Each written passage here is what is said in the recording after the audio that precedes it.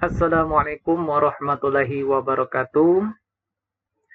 Halo teman-teman, kembali berjumpa lagi bersama saya Ezi Apino ya. Pada kesempatan ini kita masih akan membahas tutorial tentang meta-analisis ya. Topik yang ingin kita diskusikan ya, atau ingin kita bahas pada video kali ini yaitu tentang analisis variabel moderator atau juga dikenal dengan subgroup analisis ya. Nah, baik teman-teman, bagaimana proses melakukan analisis variabel moderator? Ya, langsung saja kita simak penjelasannya berikut ya. Pada kali ini saya akan mempraktikkan ya, prosesnya itu melalui Microsoft Excel ya. Ini ya, jadi saya sudah membuat apa ya, semacam template-nya seperti ini ya di Microsoft Excel ya. Nanti untuk simbol-simbol ini akan saya jelaskan nanti ya, sembari kita melakukan praktiknya ya. Kemudian nanti kita juga memerlukan bantuan software lain ya, yaitu dalam hal ini saya menggunakan software JASP ya. Jadi nanti untuk prosesnya ya, kita perlu ya menggunakan Microsoft Excel ya, kemudian menggunakan juga software JASP ya. Atau kalau teman-teman punya software lain, misalnya Jamovi atau Repman ya, maupun software lain, silahkan ya. Namun dalam kesempatan ini saya menggunakan JASP saja ya. Nah, teman-teman langsung saja kita praktikkan ya. Nah, misalkan ya, saya punya contoh data seperti ini ya.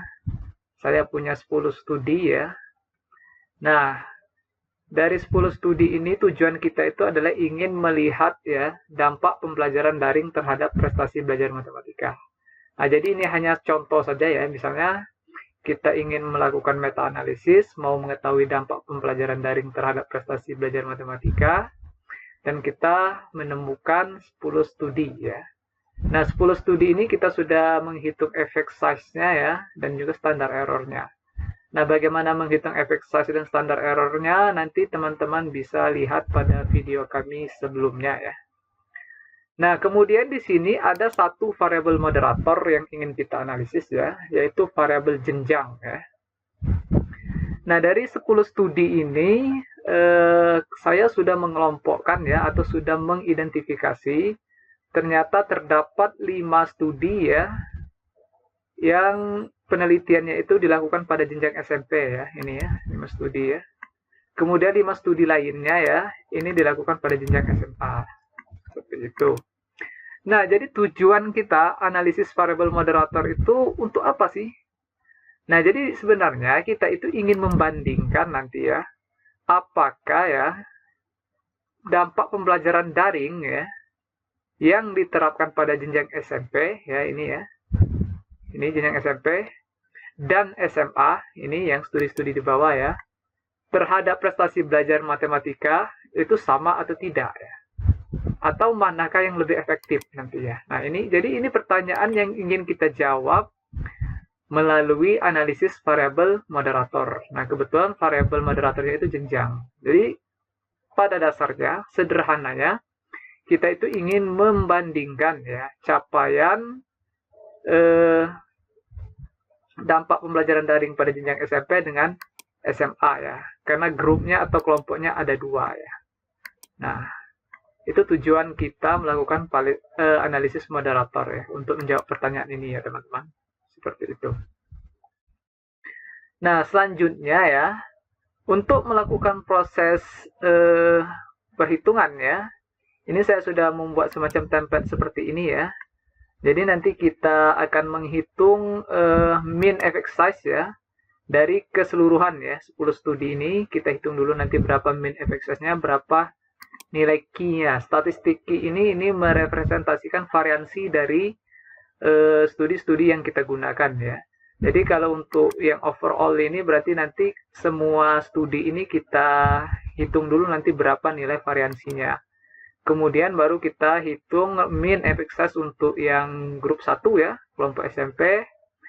Juga kita hitung juga nanti variansinya, begitu juga untuk yang grup 2 ya, untuk kelompok SMA ya. Nah, bagaimana caranya teman-teman ya? Caranya yang pertama ya, kita siapkan dulu datanya ya. Nah, karena untuk menghitung min effect size ini nanti kita akan menggunakan software JASP, berarti kita siapkan dulu data yang akan kita gunakan atau yang akan kita inputkan pada software JASP ya. Nah, caranya pertama kita copy dulu ya. Yang pertama ya untuk overall berarti 10 studi ini harus kita jadikan atau kita copy dulu ke file Excel yang baru ya, supaya kita bisa simpan ke dalam format CSV ya nanti.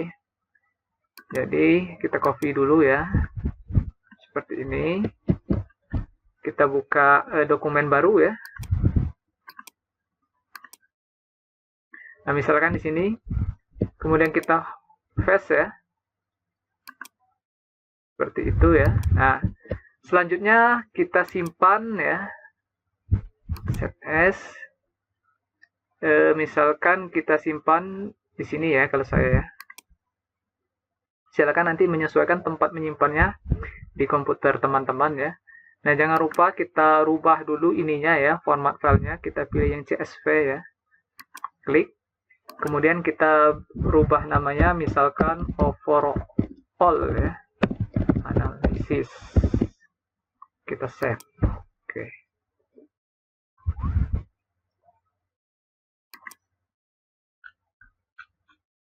Nah, kalau sudah, ini kita close saja teman-teman ya. Kita cek ya, apakah datanya sudah tersimpan belum. Tadi saya simpan di...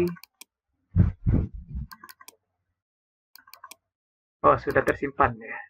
Oke, kita kembali lagi ke Excel ya. Nah, selanjutnya kita kan nanti juga akan menghitung min effect size untuk grup SMP ya. Artinya kita memerlukan data ya, data dari effect size dan standar error untuk kelompok SMP saja ya. Nah, jadi caranya, karena ini sudah terurut teman-teman ya, berarti kita copy saja ya yang khusus SMP ya. Itu ya, kita copy ya. Kemudian sama kita buka dokumen baru. Kita paste ya. Seperti itu. Jadi karena yang SMP tadi ada 5 ya. Studi 1 sampai studi 5 ya. Berarti ini ada 5. Oke, sudah benar. Kita simpan juga sama seperti tadi. Save as, cari tempat penyimpanannya. Kita pilih formatnya CSV. Nah, ini kita rename misalkan namanya grup SMP ya. Kita simpan. Oke. Kalau sudah disimpan, kita close saja ya. Dan selanjutnya kita ambil data untuk yang grup SMA ya. Jadi kita copy dari sini ya.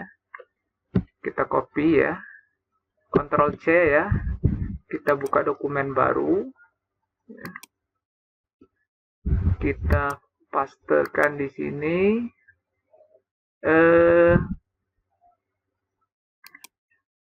Ini belum ada ininya ya. Judulnya ya, kita beri dulu judul ya. Studi, ini tadi effect size ya, G, dan ini SE-nya ya. Nah, kalau sudah, kita simpan ya. Kita simpan, kita pilih dulu formatnya CSV, kemudian untuk namanya misalkan yang ini grup SMA ya. Save. Oke, kalau sudah, kita close saja ya. Nah, langkah berikutnya ya, untuk mencari nilai min effect size keseluruhan atau 10 studi ini, kita gunakan software JASP ya. Kita buka softwarenya. Nah, untuk penggunaan JASP ini ya, tutorialnya juga sudah ada di video kami sebelumnya. Jadi kalau teman-teman ingin mengetahui bagaimana proses mendownloadnya, instalasi, hingga pengoperasiannya, nanti silakan teman-teman lihat video kami yang sebelumnya ya. Nah, langsung saja ya, kita akan menghitung rata-rata atau min effect size untuk keseluruhan studi yang kita gunakan ya. Kita klik di sini, open ya. Kita cari filenya. Tadi kita simpan di my project ya. Ini ya, subgroup. Nah, kita pilih yang overall dulu ya. Kita klik. Nah, ini teman-teman datanya sudah masuk ya. Selanjutnya kita pilih menu meta analisis, kita pilih yang klasikal saja ya. Kemudian kita masukkan untuk studi ke sini ya, studi label. Kemudian nilai G-nya, nilai f-access-nya ya, kita pindahkan ke sini, standar error-nya ke sini. Untuk metodenya kita pilih yang random ya, yang restricted maximum likelihood ya, kita pilih yang ini ya untuk model yang random ya. Kita lihat hasilnya ya. Nah, hasilnya sudah keluar teman-teman. Diperolehlah min effect size-nya itu 0,461, standar error-nya 0,083. Sedangkan nilai statistik key atau variansinya itu 8,815. Nah, ini nilai ini kita inputkan atau kita masukkan ke Excel ya.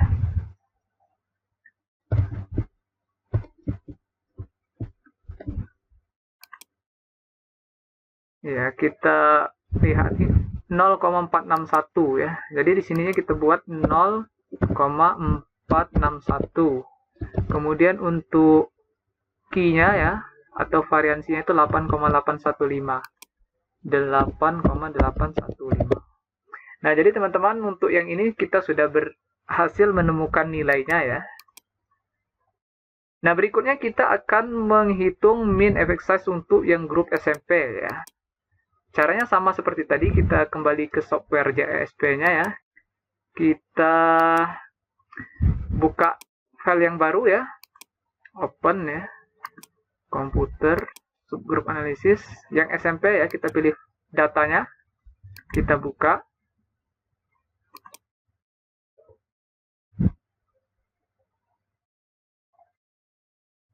Ini ya.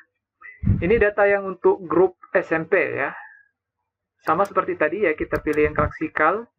Kita masukkan nilai studi labelnya, effect size, dan standar errornya. Metodenya yang RML ya. Nah, hasilnya sudah ketemu. Untuk nilai min effect size-nya 0,87 ya, 0,487. Kita masukkan ke sini ya. 0,487. Kemudian untuk nilai untuk statistik key atau variansinya 2,732. 2,372 ya. Kita cek lagi ya. 2,732 ya. Kebalik ya. 732. Oke, sudah benar ya. Nah, selanjutnya kita akan menghitung min effect size untuk yang grup SMA ya, dan nilai variansinya ya. Caranya sama seperti tadi, kita ke software JESP lagi. Ini teman-teman kalau sudah, kita close saja juga nggak apa-apa ya. Mau di-save silakan, tidak juga nggak apa-apa ya. Tadi nilainya sudah kita pindahkan di Excel ya. Saya pilih tidak menyimpan saja ya.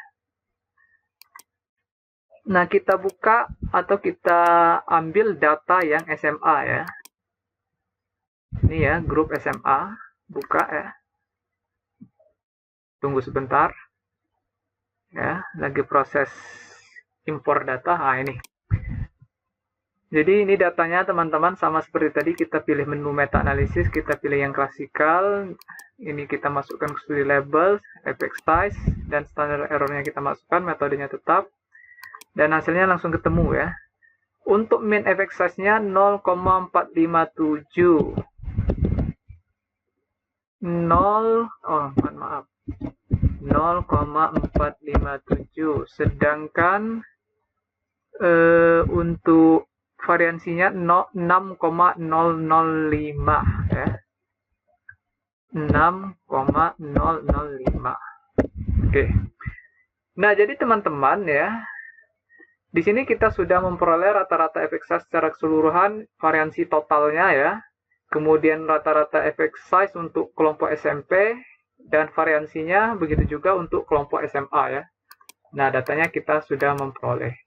Nah, teman-teman, di sini kan kalau kita perhatikan ya, rata-rata antara grup SMA dengan SMP ini memang selisihnya tidak terlalu jauh ya. 0,487 dengan 0,457. Nah, kita ingin menguji ya, apakah ya rata-rata effect size untuk kelompok SMP dengan SMA ini berbeda secara signifikan atau tidak ya. Tuh. Nah, caranya pertama kita hitung dulu nilai QW. Nilai QW ini berarti merupakan variansi gabungan ya. Yang mana nilai QW ini kita peroleh dengan menjumlahkan ya variansi dari masing-masing grup ya.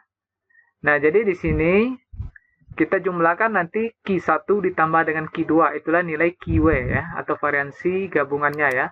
Jadi kita ketikkan aja sama dengan, kita klik ya Q1 ditambah dengan Q2 ya.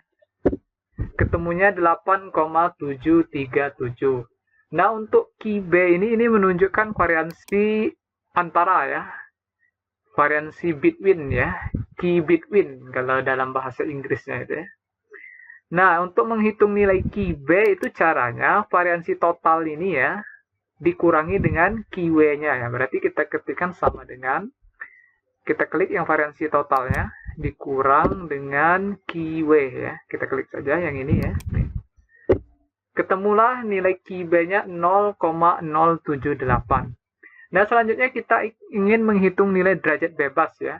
Nilai derajat bebas ini berarti nilai grup ya, atau banyaknya grup dikurang 1 ya. Nah, dalam hal ini ya, untuk variabel jenjang, grupnya kan ada 2, SMP dengan SMA. Sehingga nilai derajat bebasnya atau DF-nya itu sama dengan 2 dikurang 1, yaitu 1 ya. Kita ketik 1. Nah, selanjutnya teman-teman, untuk menguji ya, apakah perbedaan rata-rata effect size antara kelompok SMP dengan kelompok SMA itu signifikan atau tidak, kita cari nilai p-value-nya ya. Caranya kita ketikkan rumus ya atau formula distribusi chi-square ya. Berarti sama dengan chi-diff ya. Ini ya, chi-diff. Kemudian kita pilih nilai QB-nya ya. Kemudian kita masukkan nilai derajat bebasnya ya. Nah, teman-teman, hati-hati ya di sini. Kebetulan untuk laptop saya ya, ini settingannya dalam bahasa Indonesia sehingga setelah saya masukkan nilai QB-nya itu dipisahkan oleh titik 2 ya. Nah, kalau komputer teman-teman settingannya dalam bahasa Inggris, nanti bukan titik 2 ya, tetapi koma ya. Jadi nanti silakan disesuaikan dengan settingan komputer atau Office-nya masing-masing ya, sehingga nanti tidak terjadi error ya. Kita tutup, kita enter. Nah, ketemulah nilai p-value-nya 0,780 ya. Artinya jika kita bandingkan ya dengan nilai alfa ya, misalnya kalau dalam penelitian social science itu biasanya digunakan nilai taraf signifikansinya itu 5% ya, atau 0,05 ya. Nah, karena nilai p-value-nya ini lebih dari 0,05, berarti kita bisa menyimpulkan bahwa rata-rata effect size untuk kelompok SMP dan SMA itu tidak berbeda signifikan ya. Jadi kita buat kesimpulan ya. Di sini. Ini kurang lebar sepertinya. Ya. Nah, kesimpulannya seperti itu, teman-teman. Nah, terus maknanya apa ya? Kan kita ingin menjawab pertanyaan ini tadi. Apakah dampak pembelajaran daring pada jenjang SMP dan SMA terhadap prestasi belajar matematika sama atau tidak? Manakah yang lebih efektif? Nah, karena ternyata setelah diuji secara statistik ya, ternyata tidak terdapat perbedaan ya, atau tidak terdapat perbedaan signifikan rata-rata effect size pada jenjang SMP dan SMA, maka kita bisa menyimpulkan ya bahwa dampak pembelajaran daring pada jenjang SMP dan SMA ini efektivitasnya sama ya. Jadi tidak ada yang lebih unggul ya. Jadi pembelajaran daring ini tidak lebih baik ketika diterapkan di SMP maupun SMA. Jadi kesimpulannya, jadi pembelajaran daring dari 10 studi ini ya, mau diterapkan di SMP maupun SMA ternyata efektivitasnya sama saja ya. Nah ini contoh ini kan yang grupnya ini kan hanya 2 ya teman-teman, SMP dengan SMA. Nah untuk misalkan ada variabel lain nanti misalnya katakanlah ya saya buat di sini ya negara ya. Misalnya Indonesia ya. Indonesia, kemudian ada Malaysia, misal ya ini contoh aja ya. Malaysia. Kemudian ada apa lagi ya? Misalnya Singapura. Kemudian yang terakhir Thailand ya. Thailand ya misalnya. Nah, jadi misalkan kalau variabel moderatornya itu grupnya itu ada 4 ya. 1, 2, 3, 4 ya. Nah, ini proses analisisnya sama seperti ini tadi, teman-teman. Pertama, kita hitung dulu nilai rata-rata efek SAS keseluruhan. Kemudian, hitung dulu nilai rata-rata efek SAS untuk kelompok Indonesia. Berikutnya kelompok Malaysia. Berikutnya kelompok Singapura. Dan kelompok Thailand. Jadi, nanti ketemulah nilai mean effect size dan nilai variansi atau nilai key dari masing-masing negara. Nah, kemudian nanti nilai variansi dari masing-masing negara kita jumlahkan ya untuk mencari nilai QW-nya ya. Kemudian nanti nilai varian totalnya dikurang dengan nilai QW yang diperoleh dari 4 kelompok ini tadi. Kemudian nanti derajat bebasnya. Nah, jadi di sini dalam kasus ini kalau ada 4 kelompok seperti ini, maka derajat bebasnya berarti 4 dikurang 1. Berarti nanti ketemunya 3 ya. Kemudian kita cari nilai p-value-nya dengan memasukkan nilai atau dengan menggunakan rumus C-dis ya, distribusi C-square ya. Kemudian kita masukkan nilai QB-nya dan nilai derajat bebasnya. Jadi prinsipnya untuk melakukan analisis variabel moderator atau subgroup analisis itu prosesnya seperti itu saja teman-teman. Jadi tidak rumit ya. Seperti itu. Demikian teman-teman, mudah-mudahan bermanfaat dan bisa membantu teman-teman menyelesaikan studi meta-analisisnya. Lebih dan kurangnya saya mohon maaf. Sampai ketemu di video tutorial selanjutnya. Bye.